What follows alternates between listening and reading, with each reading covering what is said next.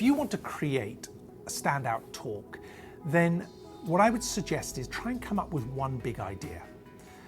Biggest mistake we see over and over again is that people come up with lots and lots and lots of ideas and then string them together. Great talks, great speeches tend to have one big idea that underpins everything. So spend time looking for that one idea to create a compelling standout talk.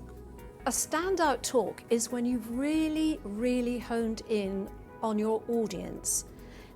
And one of the ways you can really hone in, and it's really important, is you actually make an emotional connection with them in the first opening seconds almost of your talk.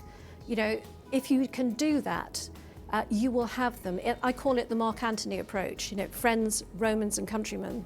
It's actually getting them on side. They'll be much more receptive to what you have to say.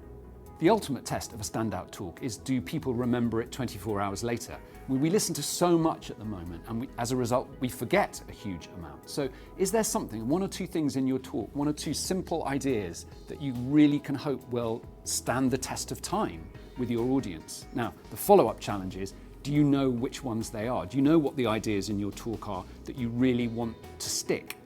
That identification of the big messages, the core ideas that people might actually want to take away with them and keep with them and maybe even pass on to other people, that's one of the hardest bits of this process. And it's certainly the bit that as presentation coaches we spend a lot of time focusing on.